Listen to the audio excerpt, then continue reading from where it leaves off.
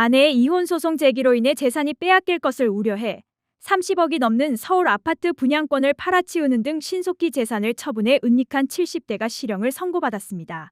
춘천지법 형사 1 단독 송종환 부장판사는 강제집행 면탈 혐의로 기소된 A씨에게 징역 1년 6개월을 선고했습니다. 공소 사실에 따르면 A씨는 2021년 7월 30일 서울 아파트 분양권을 32억 원에 팔았습니다. 이 중 세금과 실버타운 입주 대금을 내고 남은 20억 4천여만 원을 9월 7일 모두 수표로 찾았습니다.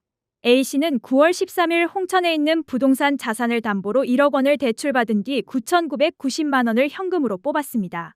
같은 달 28일 자기 계좌에 있던 예금 6억 3,500만 원 역시 현금으로 찾았습니다.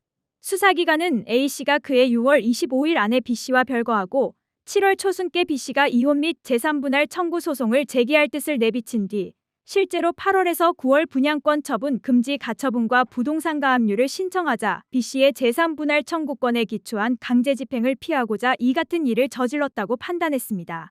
A씨 측은 법정에서 B씨가 제기한 이혼 소송 소장을 받은 10월까지 B씨와 이혼할 것이라고 생각하지 못했고 더욱이 B씨로부터 재산분할에 따른 강제집행을 당할 우려가 있다는 사실을 인식할 수 없었다고 주장했습니다. 그러나 재판부는 매우 신속하고 이례적인 재산 처분과 은닉행위에 주목했습니다.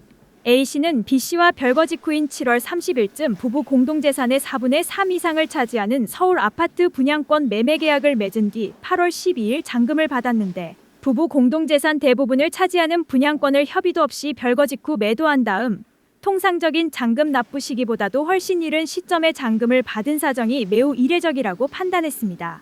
20억 4천여만 원을 모두 수표로 찾은 사실에 대해 카지노를 여러 차례 찾아 모두 탕진했다는 A씨의 주장을 설령 인정하더라도 거액을 단 하루에 모두 찾아 보관하고 있던 사정까지 설명되지는 않는다고 봤습니다. 재판부는 또 A씨가 20억 4천여만 원을 찾은 지 불과 6일 만에 부동산을 담보로 1억 원을 대출받은 이유를 알 수 없는 점도 유죄 판단의 근거로 삼았습니다. 게다가 B씨가 분양권 처분 금지 가처분과 부동산 가압류 등 보전 처분을 신청했던 시기 역시 A씨가 재산을 수표 또는 현금으로 찾기 전이었던 점도 유죄 심증 형성을 뒷받침했습니다.